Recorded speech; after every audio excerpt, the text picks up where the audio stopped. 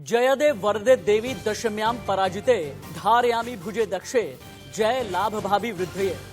शायद उच्चारण ज्ञानियों जैसा शुद्ध ना आया हो, लेकिन आज जब इस मंत्र के साथ एलएसी पर रक्षा मंत्री राजनाथ सिंह ने शस्त्र पूजा की तो चीन से लेकर पाकिस्तान तक का दिमाग शुद्ध हो गया। नमस्ते, मैं राशिद। आज है विजयदशमी। आज एलएसी पर सिक्किम में हिंदुस्तान की फौज के साथ रक्षा मंत्री राजनाथ सिंह ने देवी अपराजिता की पूजा की। वो पूजा जिसमें मां रणचंडी के साथ रहने वाली योगिनियों जया और विजया को पूजा गया। चीन और पाकिस्तान को संदेश दिया गया कि होश में रहो वरना हमारे जोश से मारे जाओगे। यानी आज एलएसी पर होगा चीन का शस्त्र संहार। पहली ब्रेकिंग न्यूज यह है कि रक्षा मंत्री राजनाथ सिंह ने सिक्किम में की है शस्त्र पूजा। चीन से तनाव के बीच एलएसी पहुंचे रक्षा मंत्री राजनाथ सिंह। सिक्किम में जवानों के साथ रक्षा मंत्री ने की है शस्त्र पूजा। शस्त्र पूजा के बाद रक्षा मंत्री ने चीन को कड़ा संदेश भी दिया। भारत अपनी 1 इंच जमीन भी नहीं छोड़ेगा। भारत चीन सीमा पर शांति बनी रहनी चाहिए। बर्दाश्त कर सकते हैं, लेकिन अपने स्वाभिमान पर फिर किसी भी सूरत में चोट नहीं बर्दाश्त करते।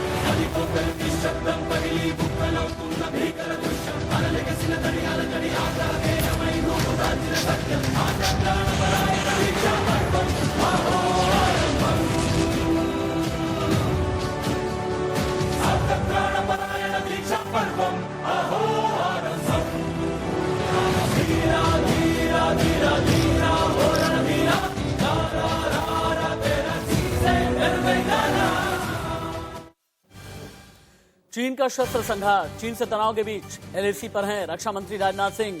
सिक्किम में जवानों के साथ रक्षा मंत्री ने की है शस्त्र पूजा। शस्त्र पूजा के बाद रक्षा मंत्री ने कड़ा संदेश भी दिया। तस्वीरें दिखाएं और रक्षा मंत्री ने यह कह दिया, भारत अपनी 1 इंच जमीन भी नहीं छोड़ेगा। भारत चीन सीमा पर शांति बनी रहनी चाहिए। तो एलएसी पर रक्षा मंत्री हैं, शस्त्र पूजन समारोह में शामिल हुए, दशहरा मना रहे हैं एलएसी पर रक्षा मंत्री। 3 तस्वीरें आप देखें। सैनिकों के साथ जब शस्त्र पूजा की गई। शस्त्र पूजा की एक परंपरा हिंदुस्तान में है जिसके जरिए ये कहते हैं कि देवी अपराजिता को खुश किया जाता है। और एलएसी पर अगर रक्षा मंत्री पहुंचे और वो भी आर्मी चीफ के साथ, तो फिर ड्रैगन को भी देखना चाहिए। और एलएसी से लेकर के एलओसी तक जब सैनिकों से मुलाकात करने के लिए खुद रक्षा मंत्री जाएं तो कहते हैं कि अपने आप में ये एक सिंबॉलिज्म ही नहीं होता, बल्कि अपने आप में ये एक ऐसा मैसेज होता है जो कि रक्षा मंत्री ने एलएसी पर रह करके दिया है। और हाँ, अपने शब्दों में कितना कड़ापन, अपने शब्दों में कितनी अथॉरिटी लेकर के रक्षा मंत्री ने कह दिया, 1 इंच जमीन हमारी है, हमारी रहेगी। और रक्षा मंत्री का यह संदेश यकीनन बीजिंग से लेकर के इस्लामाबाद तक चीन और पाकिस्तान थर्रा उठे होंगे।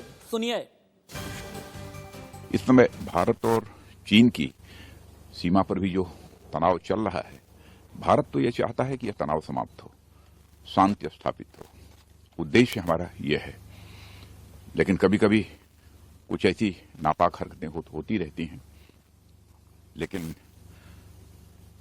मैं पूरी तरह से आश्वस्त हूं, और आश्वस्त ही नहीं हूं, मुझे पूरा भरोसा भी है कि हमारे सेना के जवान किसी भी सूरत में अपने भारत की 1 इंच भी जमीन किसी दूसरे के हाथों में नहीं जाने देंगे। हाल फिलहाल जो कुछ भी इंडो चाइना बॉर्डर पर लद्दाख में हुआ है, उसमें मैं कह सकता हूं, निश्चित जानकारी के आधार पर मैं कह रहा हूं कि हमारे भारत की सेना के जवानों ने जिस प्रकार की भूमिका का निर्वाह किया है, आगे यदि इतिहास लिखा जाएगा तो इतिहास लिखने वाला इतिहासज्ञ हमारे भारत के सेना के जवानों के इस शौर्य और पराक्रम की गाथा को स्वर्णाक्षरों में लिखेगा। रक्षा मंत्री को सुन रहे थे आप, और कहते हैं कि शस्त्र पूजा के जरिए रक्षा मंत्री राजनाथ सिंह ने कड़ा संदेश दिया है। और भारत की सरकार ने यह बता दिया है कि चीन अपनी विस्तारवादी नीतियों से बाज आए, चीन अपनी हिमाकत से बाज आए। वो चीन जो अपने विस्तारवाद की वजह से जितने भी मुल्क हैं, चीन के पड़ोसी मुल्क हैं, उनकी जमीन हथियाने की कोशिश करता है। कभी नेपाल की जमीन हथियाने की कोशिश करता है, कभी जापान की, कभी वियतनाम की, तो कभी भारत की। लेकिन भारत ने पिछले 6 महीने में यह बता दिया है कि एलएसी पर यह 60 के दशक का भारत नहीं है। मेरे साथ में 2 गेस्ट जुड़े हुए हैं। मेजर मोहम्मद अली शाह मेरे साथ में हैं और विंग कमांडर प्रफुल्ल बख्शी भी हैं। विंग कमांडर, सबसे पहले आपके पास आते हुए a very good morning sir.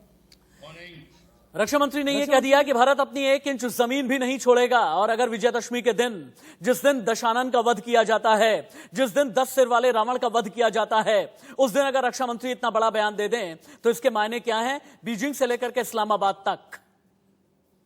इसके मायने राशिद बिल्कुल क्लियर हैं। दशानंद 10 सिर वाला के एक सिर हर एक कंट्री जिसके खिलाफ वो लड़ रहा है वो तो काटेंगी, और जो मेन सिर है वो भारत के हाथ में आएगा और वही उसको काटेगा। जो हमारे रक्षा मंत्री कह रहे हैं ये बहुत बिल्कुल सही कह रहे हैं।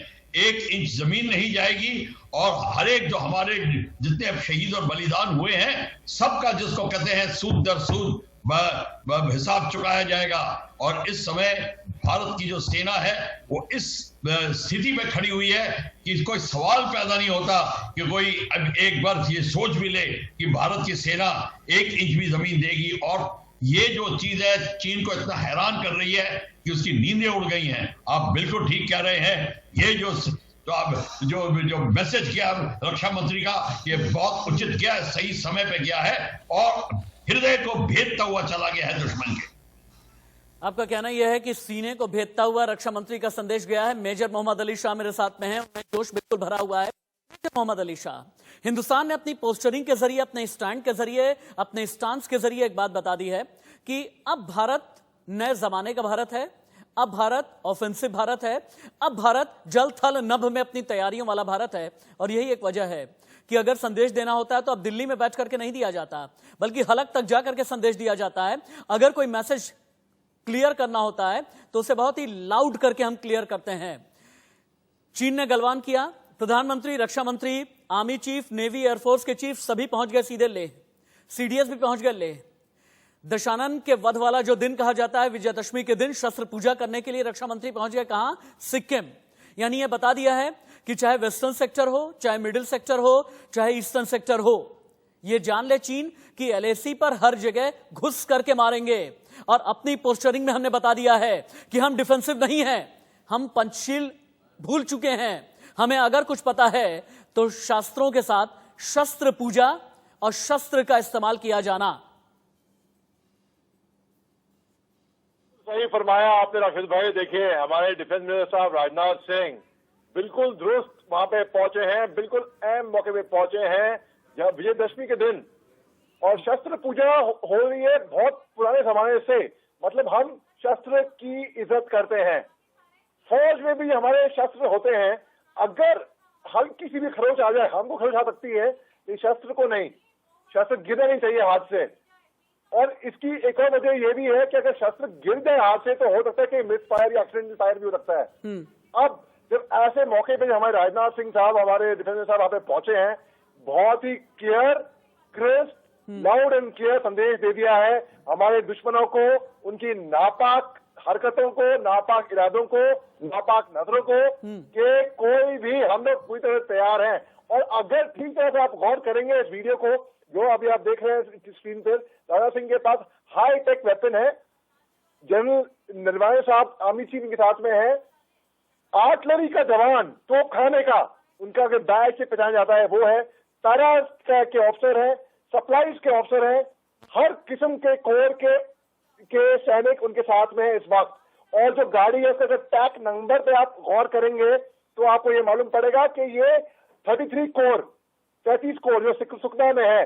तो बेसिकली हर तरीके से, चाहे सप्लाई हो, मेडिकल हो, इंजीनियर हो, ईएमई हो, सिग्नल्स हो, हम तैयार हैं। और दुश्मन की कोई भी नापाक हरकत को हम बर्दाश्त नहीं करेंगे। And leading by personal example, उससे क्या होता है हमारी I am leading with example and I am setting the example. और हमेशा ये कहता है ना कि captain Leeds on the front, और दिल्ली में रह करके ना कोई बात कही नहीं जाती। अब हिंदुस्तान ये जान गया है कि अगर कुछ कहना है ना, एलएसी पर जाकर के कहेंगे, एलओसी पर जाकर के कहेंगे। और यही एक वजह है कि हम ये कहते हैं ये नए युग का भारत है, घुस करके मारेगा। और आज दशहरे के दिन वाकई में 56 इंच की छाती कर देने वाली ये तस्वीरें हैं और मुझे गूज़बम्स आ रहे हैं, मेरे रोंगटे खड़े हैं। और जिन्होंने युद्ध लड़े हैं, जिन्होंने फौज की सेवा की है, उनका क्या होगा शायद कहने या बताने की जरूरत नहीं है। एक बार रक्षा मंत्री कुछ कह रहे हैं, सुनते हैं लाइव। इंडिया न्यूज पर रक्षा मंत्री राजनाथ सिंह लाइव।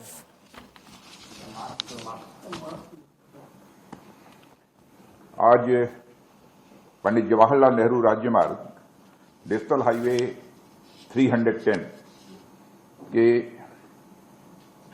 आंशिक विकल्प मार्ग को सिक्किम की जनता को समर्पित करते हुए मुझे बेहद खुशी हो रही है। अच्छा रहा होता कि उसी स्थान पर आकर इस मार्ग का लोकार्पण होता, लेकिन मौसम का मिजाज ठीक न होने के कारण वहां पर जाना संभव नहीं हो सका।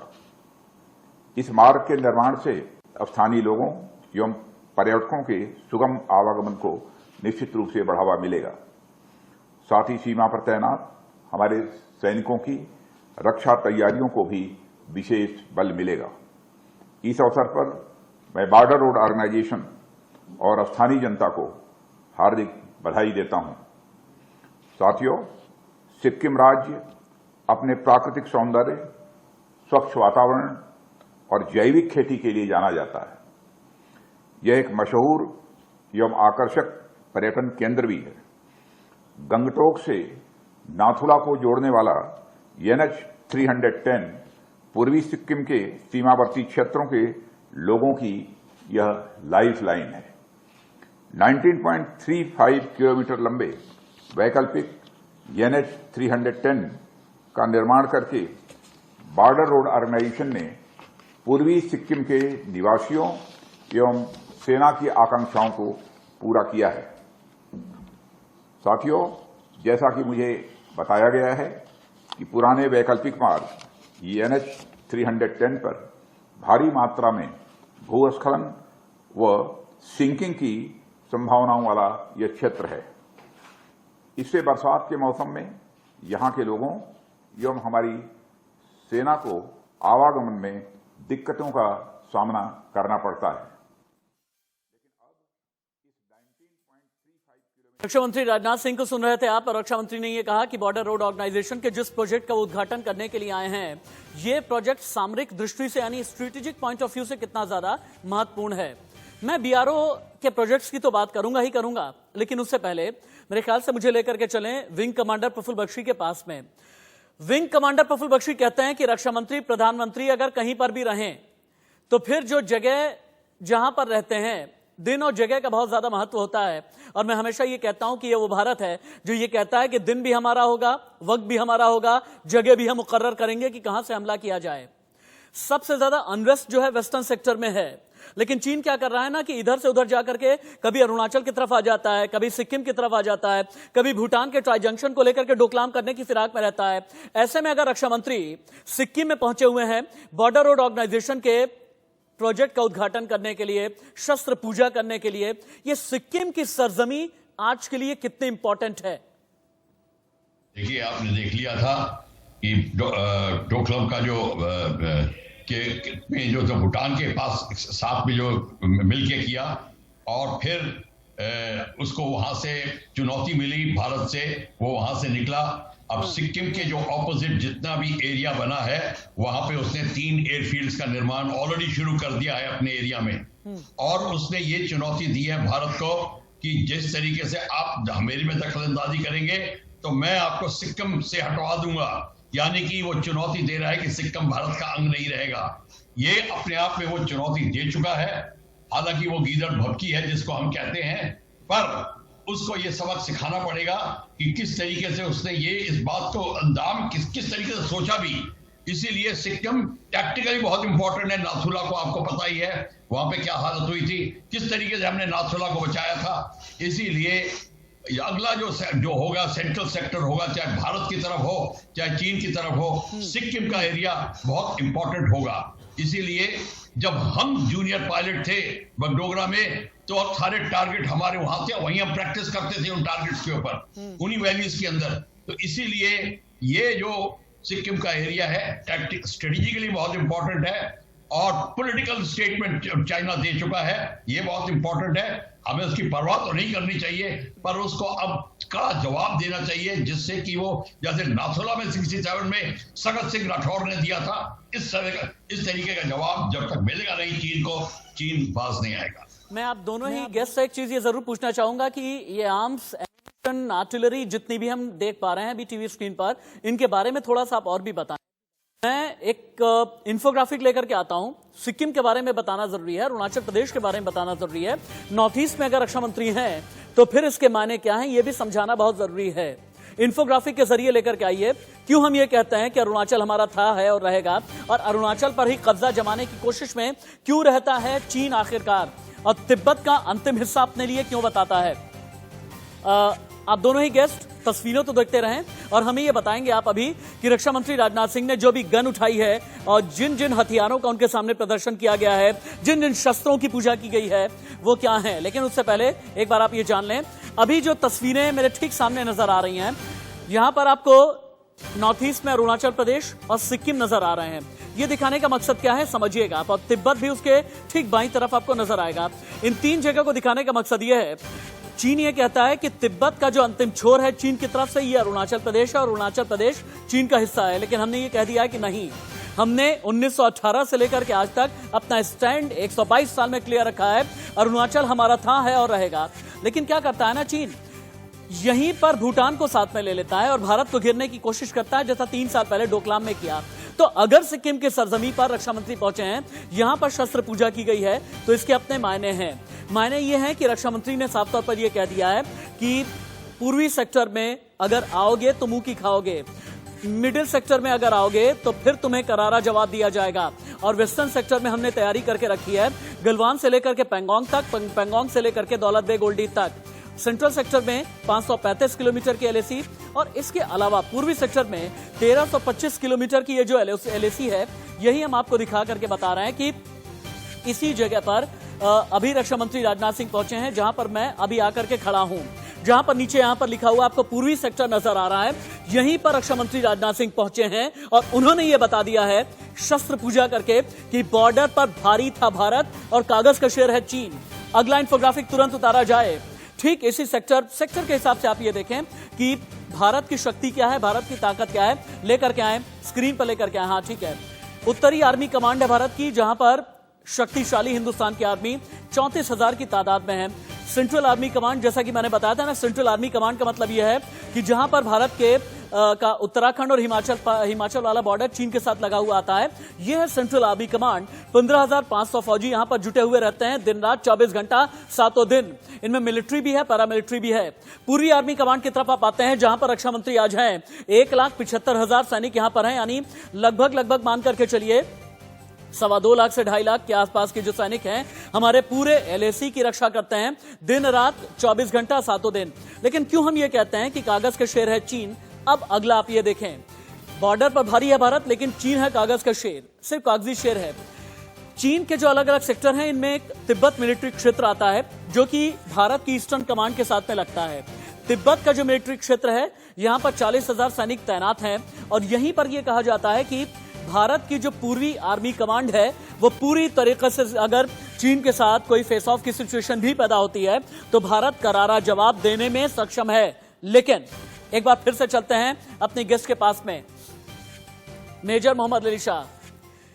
चूंकि बॉर्डर रोड ऑर्गेनाइजेशन के प्रोजेक्ट का उद्घाटन करने के लिए रक्षा मंत्री पहुंचे थे और border road organisation Jammu Kashmir, Himachal Pradesh, Uttarakhand, Arunachal Pradesh, Sikkim में 60 से ज्यादा सड़क परियोजनाओं पर काम कर रहा है और कहते ही हैं कि चीन और पाकिस्तान के आंख की किरकिरी या गले की हड्डी बीआरओ के यही प्रोजेक्ट्स हैं। क्या मैं ठीक कह रहा हूं? बिल्कुल दुरुस्त कह रहे हैं आप, बिल्कुल सही कह रहे हैं। अभी आप कुछ दिन पहले ही राजनाथ सिंह साहब ने 44 ब्रिजेस का उद्घाटन किया था, इनॉग्रेट किया, जो कि लद्दाख से लेके ईस्टर्न रीजन तक। अब आपको मैं एक छोटा किस्सा सुनाना चाहता हूँ राशिद भाई, छोटा 1 मिनट का है, सुनिए। ये मेरे आंखों देखी बात है कि एक जवान को गोली लग गई थी जम्मू कश्मीर में, 2003 की बात है ये। और उस वक्त क्या हुआ, जब वो चित लेटा हुआ था, तब लोगों ने बोला भैया सीओ साहब आ गए, कमांडिंग ऑफिसर जो होते हैं, जो बहुत सीनियर होते हैं, कर्नल साहब, वो आए। जिस जवान को गोली लगी थी वो खड़ा हो गया पूरे जोश में और तो सैल्यूट मारा और बोला जय हिंद साहब। ये होता है जोश, जज्बा, मोराल। और अब आप देखिए, जब हमारे देश के डिफेंस मिनिस्टर साहब खुद फ्रंटियर पे जाते हैं और खुद जवानों का मनोबल ऊंचा करते हैं, तो आप सोच सकते हैं कि रिटायर फौजी क्या सिविलियंस का मनोबल क्या होगा। और ये होता है, जैसे हमने पहले फरमाया, लीडिंग बाय एग्जाम्पल। अब आप बीआरओ की बात करें, मैंने जैसे आपको पहले बताया कि इंजीनियरिंग रेजिमेंट, सेवक रोड होती है, बीआरओ होती है, ये सब जितने भी सपोर्ट देते हैं फौज को, सब के सब जुटे हुए हैं। केवल फाइटिंग आर्म जो इन्फेंट्री होती है, क्वीन ऑफ द बैटलफील्ड कहलाती है, क्योंकि इन्फेंट्री ऑन ग्राउंड, पैदल कहीं पे भी जा सकती है। और हमारी देश की इन्फेंट्री अव्वल दर्जे की मानी जाती है, क्योंकि वो हर मौके में, क्योंकि हम भारत माँ के प्रहरी हैं, दुश्मन हमसे घबराते हैं, है ना। और बीआरओ की बात करें, बॉर्डर रोड्स ऑर्गेनाइजेशन, ये ऐसी जंगलों में, चट्टानों में, दूर दराज इलाकों में, वहां पे सड़कें, ब्रिज, पुल इस तरीके का काम कर रहे हैं जिसका जवाब नहीं, उनकी मैं दाग देता हूं। चलते हैं विंग कमांडर प्रफुल्ल बख्शी के पास भी। विंग कमांडर, मैंने कहा था ना कि 2-4 मिनट के लिए तस्वीरें देखें, थोड़ा सा आप ये बताएं जो शस्त्र पूजा की जा रही है ये कितने घातक हथियार हैं, ताकि आपकी ये जो दहाड़ है ना चीन भी सुने और पाकिस्तान भी सुने। आर्म्स, एम्यूनिशन, आर्टिलरी के मामले में आज हम कहां पर खड़े हैं? देखिए, शस्त्र पूजा जो हो रही है पूरे आर्म्स की हो रही है। हालांकि मेरे को यहाँ चित्र पूरे दिखाई नहीं दे रहे हैं, पर मैं आपको बता दूंगा जो आर्टिलरी की जो जितना महत्वपूर्ण आर्टिलरी होती है और जितना महत्वपूर्ण एक पर्सनल वेपन होता है सोल्जर का, जब वो उसके हाथ में होता है वो पर्सनल वेपन, तो उसका मनोबल बहुत ही आसमान तक पहुंचा होता है, वो शेर की तरह होता है।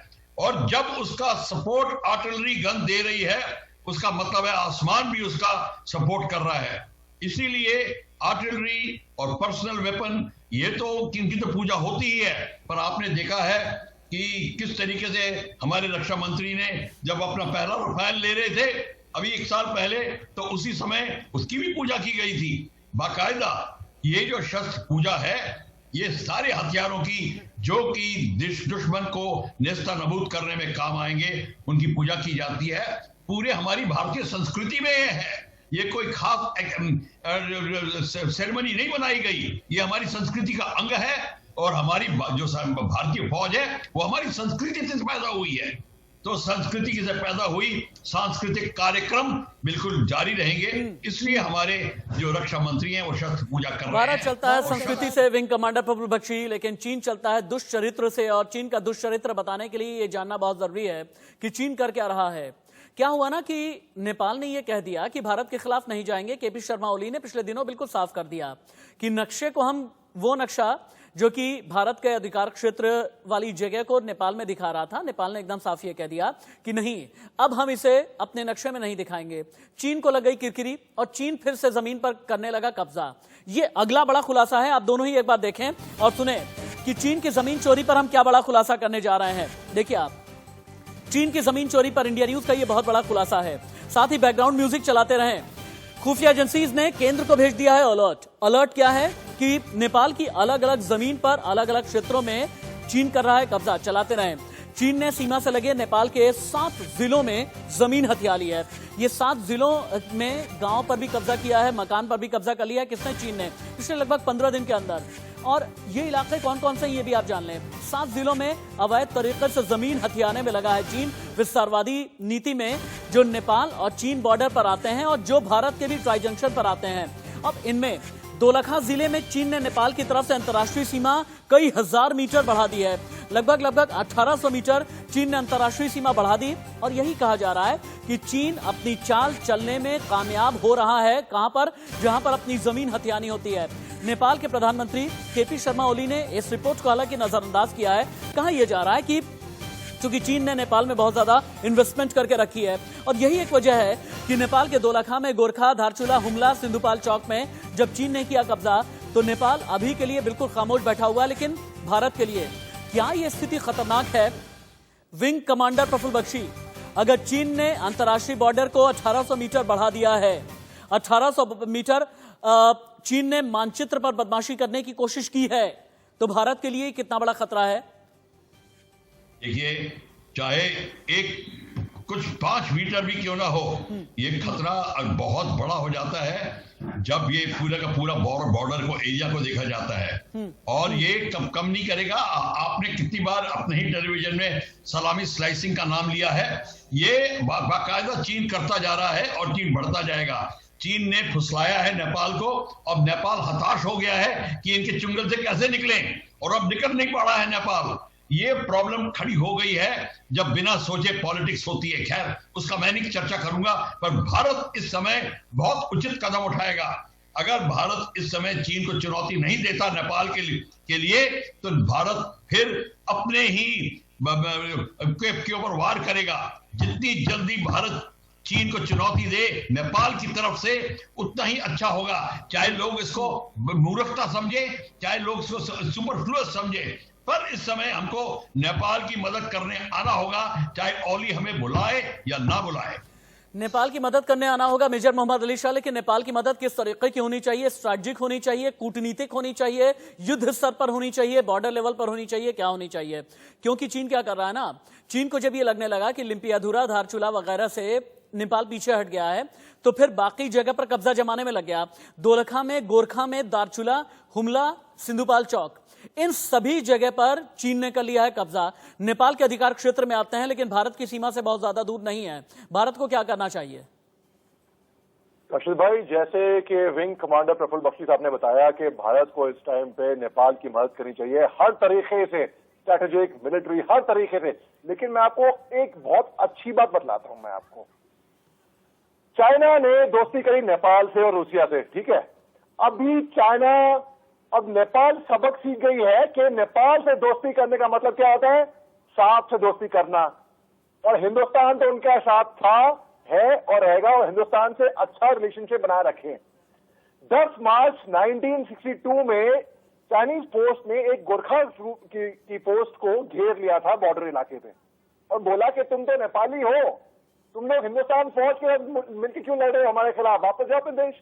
हमारी गोरखा ट्रूप्स में इतनी ईमानदारी, वफादारी है कि वो वापस नहीं गए, वो लड़े डटे चीन से, उनको मुंह पर जवाब दिया।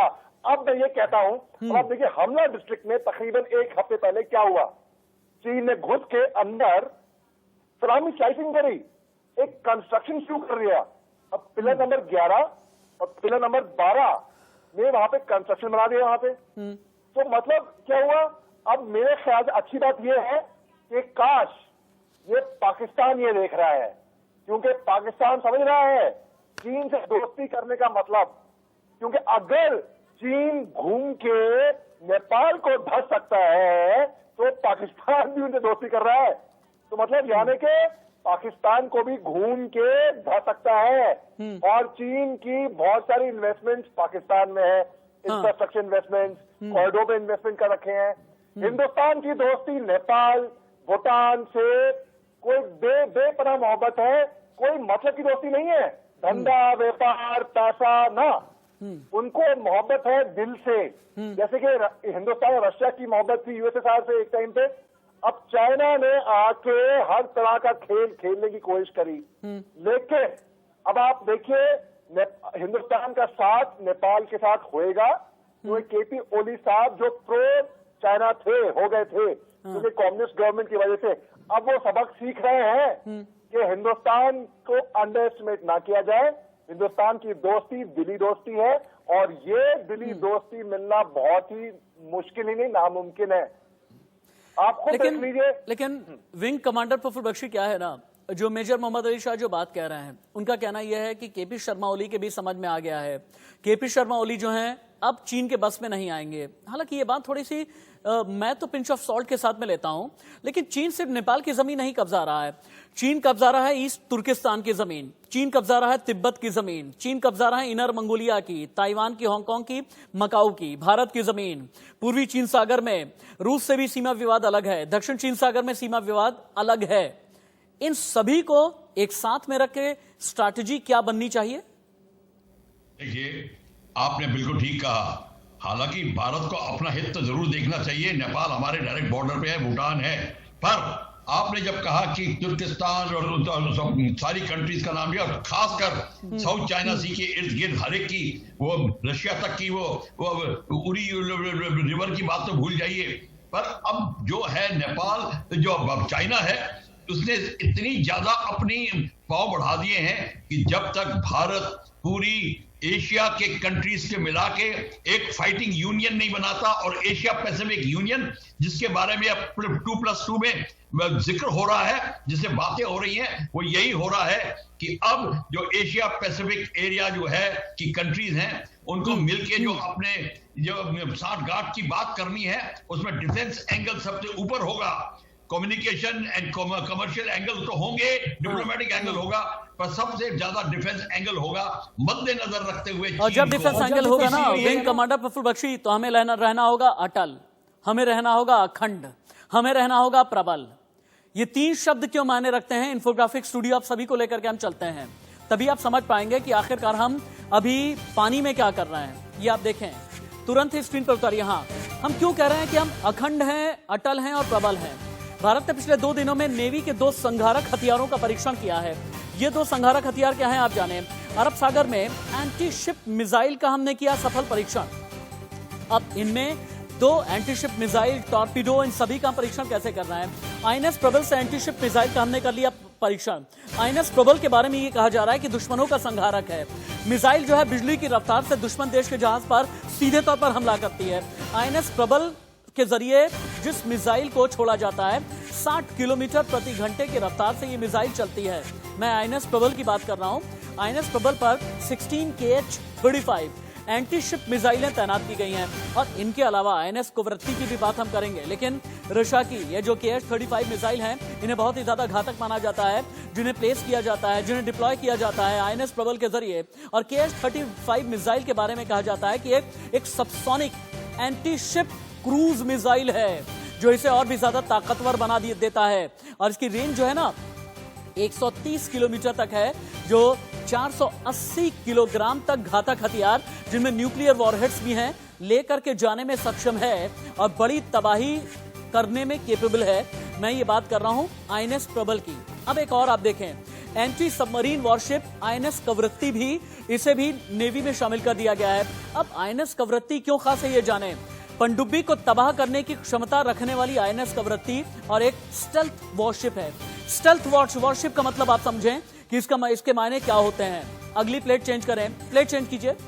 स्टेल्थ तकनीक से ये जहाज दुश्मन के रडार की पकड़ में आता नहीं और बहुत बड़ी तबाही मचा देता है। आईएनएस कवरत्ती में एंटी सबमरीन रॉकेट और टॉर्पीडो लगाए गए हैं, जो कि पानी में ही अपनी दिशा को चिन्हित करता है और सीधे तौर पर गाइड होकर के, डायरेक्शन के हिसाब से गाइड होकर के किसी भी पनडुब्बी को उड़ाने में सक्षम है। यानी अगर दक्षिण चीन सागर की तरफ इसे सोच लीजिए, अगर इसे डिप्लॉय कर दिया गया तो क्या होगा। कवरत्ती परमाणु, रासायनिक, जैविक हमले तीनों ही झेलने में सक्षम है। और इसीलिए हम कह रहे हैं अखंड, अटल, प्रबल ये हिंद है और हिंद की सेना है। जल, थल, नभ तीनों ही जगह से हमने एक चक्रव्यूह बनाया है। अगला चेंज करें। डीआरडीओ फुल एक्शन में किस तरह से है, अब आपके लिए यह जानना बहुत जरूरी है। करीब 3 महीने के अंदर 8 मिसाइल का परीक्षण किया गया है। कैमरे को थोड़ा सा उठा दें, कैमरे को उठाइए, जो भी कैमरा की टीम है थोड़ा सा ऊपर से दिखाएं। ध्रुवास्त्र, ध्रुव हेलीकॉप्टर से 4 किलोमीटर दूर तक दुश्मनों पर कर सकती है मार। तस्वीर यहां पर आपके सामने है, ध्रुवास्त्र की तस्वीर हम आपको दिखा रहे हैं। अगला चेंज ओवर करें। स्क्रैमजेट, स्पीड सुपरसोनिक से 5 गुना अधिक है, वजन और खर्च कम है।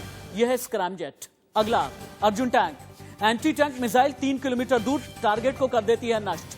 ब्रह्मोस, जमीन के साथ साथ इसे समुद्र से भी टारगेट किया जा सकता है। अगला शौर्य, 1 सेकंड में 2.5 किलोमीटर की स्पीड, परमाणु हथियार ले जाने में सक्षम। शौर्य के बारे में इससे पहले भी मैं बता चुका हूं आपको। अगला चेंज ओवर करते रहें। टॉर्पीडो, मिसाइल पनडुब्बी रोधी, दुश्मन को पानी में मात देगी। कुछ इस तरह की तस्वीरें। रुद्रम 1 आवाज से 2 गुना तेज से चलता है, सुखोई के साथ इसे जोड़ दिया जाता है। और रुद्रम और इसके अलावा मिसाइल नाग, दिन और रात दोनों समय दुश्मन टैंकों से भिड़ने में सक्षम। मेजर मोहम्मद अली शाह, जिस स्पीड में डीआरडीओ काम कर रहा है, क्या यह माना जाए कि इस स्पीड में अभी फिलहाल के लिए एशिया में कोई भी डिफेंस रिसर्च एजेंसी काम नहीं कर रही। और डीआरडीओ जिस तरह से फुल एक्शन में है, पिछले 6 महीने में ये चीन को मात देने में और पाकिस्तान को परास्त करने में सक्षम है। बिल्कुल सही फरमाया। देखिए, हमको ये नहीं भूलना चाहिए कि हिंदुस्तान भी तो न्यूक्लियर पावर है। हालांकि कोई लोग बोलेंगे अरे किसी को पता नहीं क्या करना है, हम लोग अभी न्यूक्लियर वॉरफेयर के लिए तैयार नहीं है। जी नहीं, हम हर तरीके से तैयार है। और जो काम डीआरडीओ कर रही है, वो मिसाइल से फायर कर रही है, वो अपना ताकत दिखा रही है। अगर चीन घुरा रहा है और काटेगा नहीं, हम घुराएंगे भी और काटेंगे भी। हम उनके देश में घुसकर उनको मारेंगे। और हमने साबित भी कर दिया है पहले भी जमीन पर भी, भूमि में भी और हवा से भी हमने दुश्मन के देश में घुस के उनको मारा है। और साबित कैसे किया है? अगला इंफोग्राफिक तुरंत ही यहां पर गिराया जाए, जिसके जरिए हम ये दिखाएंगे कि जब तक तोड़ेंगे नहीं तब तक छोड़ेंगे नहीं। हमने पिछले 6 महीने में क्या क्या किया है एक बार बहुत जल्दी में दिखाएं, उसके बाद विंग कमांडर प्रफुल्ल बख्शी के पास में चलेंगे। हाँ, इसे घुमाइए, बहुत बढ़िया। पेंगोंग में हमने हरा दिया, ब्लैक टॉप पर हमने कब्जा किया, हेलमेट टॉप पर कब्जा किया और हाँ, घर में घुस करके कब्जा किया है, बड़ी बात है। हमने डिजिटल युद्ध भी छेड़ा, 224 ऐप्स बैन कर दिए। साउथ चाइना सी में हम क्वाड के साथ में मिले। क्वाड का मतलब यह है जापान, ऑस्ट्रेलिया, अमेरिका के साथ में मिले और चीन की पूरी तरह से घेराबंदी कर दी। गलवान में हमने पीछे किया, गलवान में हमने उनके 50 से ज्यादा मार गिराए। और बड़ी बात यह है कि पेंगोंग से लेकर के गलवान तक, लेकिन हाँ इतना जरूर है कि दौलत बेग ओल्डी के रास्ते को बंद करने या चोक करने की फिराक में रहता है चीन, लेकिन वहां पर भी चीन को हम बराबर की टक्कर दे रहे हैं। और इसीलिए हम ये कहते हैं, क्या मैं ठीक कह रहा हूं विंग कमांडर प्रफुल्ल बख्शी? जब तक तोड़ेंगे नहीं तब तक छोड़ेंगे नहीं। एब्सोल्युटली, आप बिल्कुल ठीक कह रहे हैं राशिद भाई, ये बिल्कुल ठीक बात है। और इस समय जिन जगहों का आपने वर्णन करा स्ट्रेटेजिकली बहुत इंपॉर्टेंट है, जो लास्ट में आपने जो दौलत बेग ओल्डी है और उसके चारों तरफ जो डेप्सांग की जो हाइट को लेने की वो कोशिश कर रहा है इस समय चीन, इस समय उसको पता हो जाना चाहिए कि दौलत बेग ओल्डी उसके हाथ में नहीं जाएगा। और दौलत बेग ओल्डी के हमारे कंट्रोल होने से ही उनका पूरा काराकोरम हाईवे हमारे कंट्रोल में रहेगा, उसको हम कहीं भी ब्रीच कर सकते हैं। और ये चीन को बड़ा बिल्कुल नापसंद है, क्योंकि काराकोरम हाईवे 24/7 12 महीने की रोड है और वो डबल लेन, तो वो चीन नहीं चाहता, क्योंकि वहां से गदार पोर्ट डायरेक्टली कनेक्टेड है, उसके लिए वो डायरेक्टली जाता है वहां से।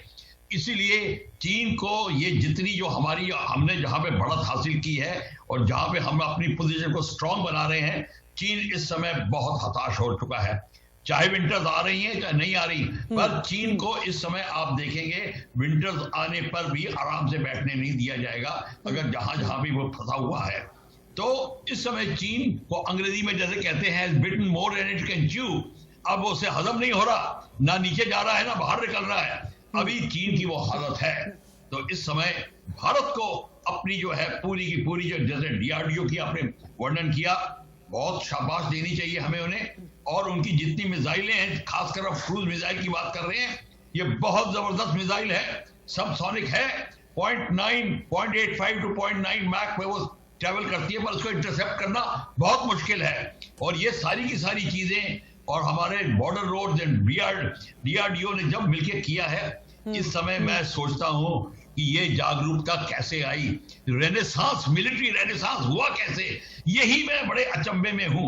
मैं बहुत खुश हूं कि आपने ये प्रोग्राम में ये सारा वर्णन किया, इसी से कारण हमारे देशवासियों को पता चल रहा है कि आज हम कहां पे हैं वह विज़ावी चीन। ठीक है। मेजर मोहम्मद अली शाह, क्या चीन को यह लगने लगा होगा कि इस बार बड़ी गलती हो गई? क्या चीन को यह लगने लगा होगा कि इस बार सही नहीं किया भारत के साथ एकदम फेस ऑफ करके? क्योंकि चीन को पहले तो यह लगता था कि जिस तरह से श्रीलंका को दबा लिया, नेपाल को दबा लिया, पाकिस्तान को अपने साथ में मिला लिया, भूटान को अपने साथ में ले लिया, म्यांमार को अपने साथ में ले लिया, भारत के साथ भी कुछ ऐसा ही कर लेगा। लेकिन भारत ने यह कह दिया, आओगे ना तो हम करेंगे शॉपिंग, तुम करोगे सलामी स्लाइसिंग, हम करेंगे शॉपिंग शस्त्रों की। भारत ने 300 करोड़ तक के हथियार खरीदने की छूट दे दी, 39,000 करोड़ के इक्विपमेंट आने वाले हैं, 1,000 किलोमीटर तक मारने वाली मिसाइल खुद भारत बना रहा है मेक इन इंडिया के तहत। 21 मिग-29, 12 सुखोई खरीदे जाएंगे, 59 मिग-29 अपग्रेड किए जाएंगे, 557 करोड़ की लागत से माइंस प्लाऊ भी खरीदे जाएंगे। क्या चीन को बिल्कुल भी अंदेशा रहा होगा कि भारत इतना आगे बढ़ जाएगा?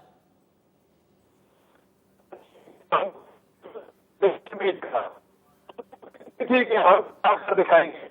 आपको एग्जाम्पल देता हूं, की बात करें तो अमेरिका ने 2007 में ये प्रपोजल रखा था, एक्चुअली 10 साल तक ये प्रपोजल मरा रहा जिससे कोई कार्रवाई नहीं हुई। 2017 नवंबर में ये दोबारा प्रपोजल रिवाइव हुआ और दोबारा इसमें जागरूकता पैदा हुई। और अब जाके देखिए, जापान, ऑस्ट्रेलिया, हिंदुस्तान और अमेरिका, साथ में सिंगापुर को लेने की भी साथ में बात है कि एंडरसन एयरफोर्स बेस है अमेरिका में, वहां पे अमेरिका हमारे फाइटर पायलट्स को तैयार करेगी। 5 राफेल तो ऑलरेडी हमारे पास आ चुके हैं, ऑलरेडी हवा में उड़े हैं। चीन घबरा रहा है और चीन के जनरल्स ने हमारे बहादुरी के किस्से लिखे हैं जो डॉक्यूमेंटेड हैं। हमारे माउंटेन वॉरफेयर के बारे में। अब साउथ चाइना सी को देख लीजिए, डोमिनेशन वहां पे भी अभी भी मैं बोलता हूं हमारा है।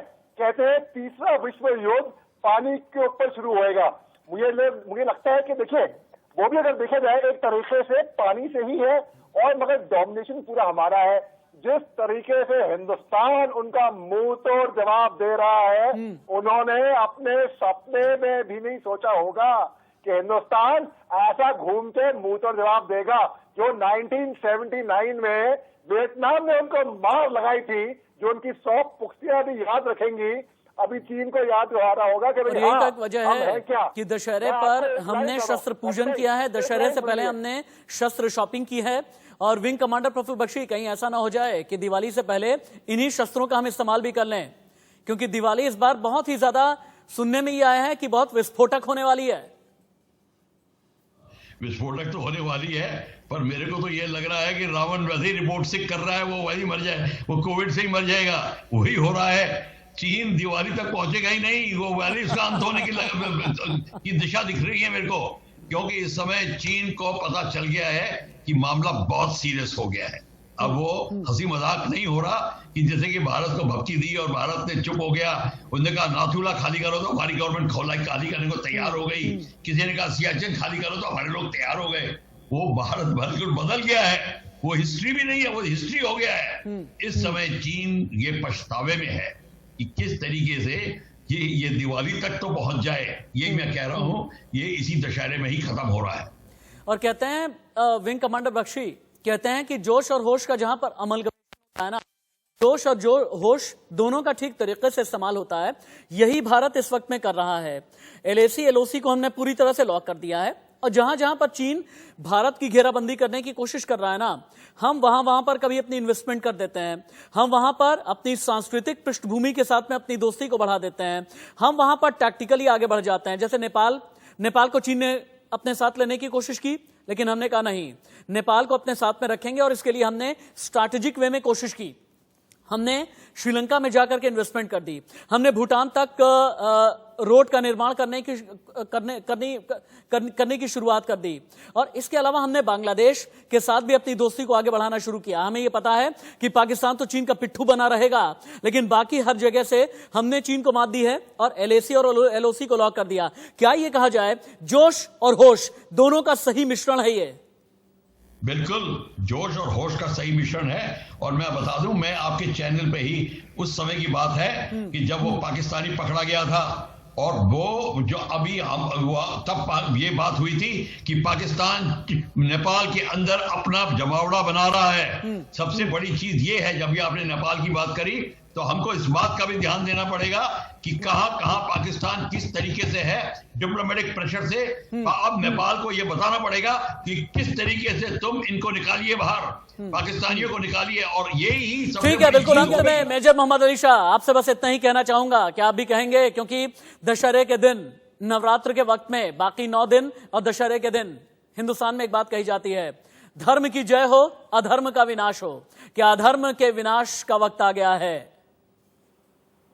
जी देखिए, मार्टिन लूथर किंग ने कहा था, if you want peace you must make those preparation that are required for war. अगर आप शांति चाहते हैं तो आप वाकई में इतनी तैयारी रखिए जो युद्ध से चाहिए होती है। ठीक है, अब आप देखिए एक ऐसा दिन में जबकि मां रणचंडी के साथ रहने वाली योगिनियों जया और विजया को पूजा जा रहा है, जो तस्वीरें मेरी बाईं तरफ अब आपको नजर आ रही हैं, इसके जरिए चीन को यह कह दिया गया है, साफ संदेश दे दिया गया है कि अगर तुम ड्रैगन बनने की कोशिश करोगे ना, तो हलक से तुम्हारी जबान खींच लेंगे, हलक तक जाएंगे, तुम्हारा संहार करेंगे, और चीन को यह बता देंगे जब तक तोड़ेंगे नहीं तब तक छोड़ेंगे नहीं।